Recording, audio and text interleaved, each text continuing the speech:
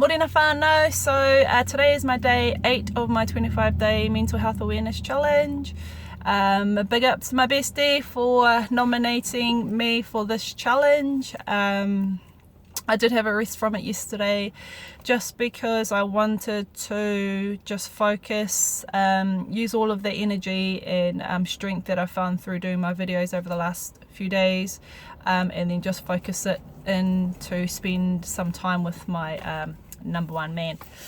So that's what we did last night. We just hung out and ate junk food and just had our normal Friday evening ritual. So it was really, really awesome. But today I wanted to talk about I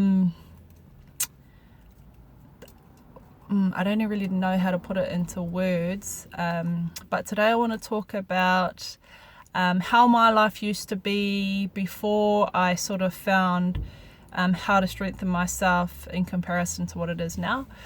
And you'll get the gist of it as I get through it, because I don't really know what it would be in terms of a topic. So anyway, this is what it is. So before I sort of found tools to help strengthen my own hinenaro and my own nako, it used to be like a really big, like it used to be a lucky dip for me when I would wake up. So I wouldn't know if I'd wake up angry or happy or sad, and sometimes I used to dread waking up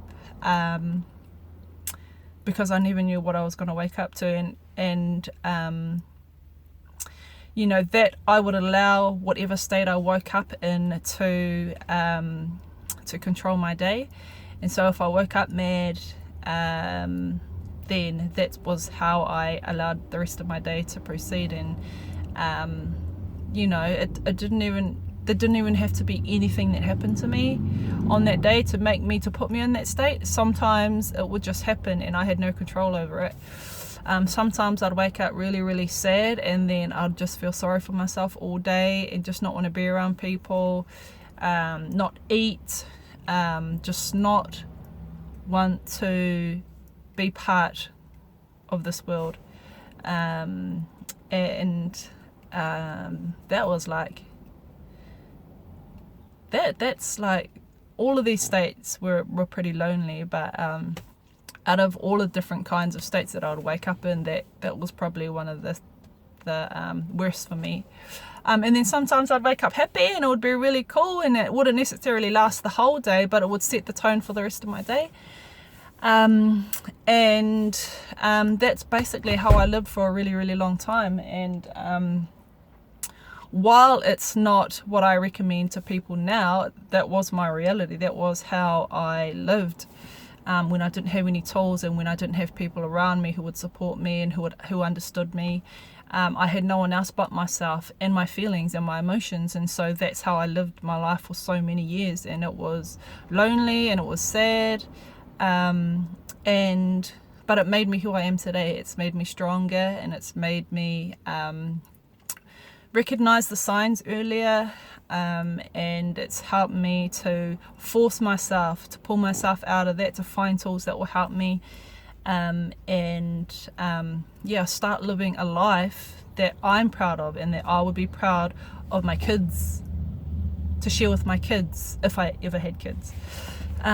So that's what my life used to look like before. But I've learned tools over the years that have helped me with that. And so you hear things like positive affirmations and stuff like that. They don't work for me. Like in terms of me standing in front of a mirror and saying to myself, you're beautiful, you're going to have a beautiful day, and that kind of stuff. It works for other people. It doesn't work for me for some reason. And so what I've learned to do is use a similar kind of tool, but it's more of an internal thing. So for me, I use a lot of internal dialogue to help myself with, this is it, Cora, this is your day, you own this day, because that's where it starts. If you can get your mind to buy in to this kind of stuff, everything else just follows and everything else just flows. And so that's what has been a really big thing for me, is to learn to overcome and to combat my mind and the strength of it, and how it tells me how I'm going to live my life in that. Of course we need it, but when you are, for me, because I suffer from, I don't suffer, I'm not going to say suffer anymore, because I don't suffer, I don't allow it to run my life anymore. I control it most of the time. So I'm not going to say suffer, because I live with depression and anxiety. It's really hard for me to, it was really hard for me to have the courage to tell my mind, no, I'm not going to live like that. I'm not going to do that. This is what I want. This is what I need in my life. I need to be positive, and I need to be around positive people. So it's really a huge mind game, this game for me. And that has been my biggest battle, is to battle, is the internal battle that I've been going throughout my life. Because the truth of the matter is, no one else is going to help you. No, not that. Many people can help you. I need to rephrase that. The only way that it's going to start is if you decide that you want to change. And so it all starts with you, pretty much. And once you have made that decision in your head, then everything else flows, and then people just come to you when you need them to come to you. And it's a really awesome thing. So mind over matter, matter over mind. I'm not too sure which one of those it is. But that's been my biggest thing, is to take control of this, so that this and everything else in my life balances, and that I become part of this world again. So that's what I wanted to share with you today. I hope it's helped. I hope it's helped whoever's watching this video. Remember, it's okay to not be okay.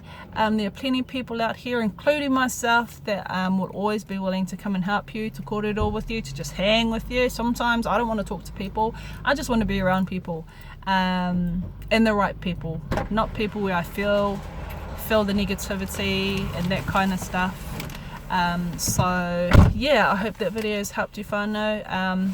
Happy long weekend, happy Queen's birthday weekend, for those of you who are that way inclined, and for those of you who are just need a good rest and to just look after yourself. Those of us who need some me time, happy long me time weekend. I will talk to you guys next time. Bye.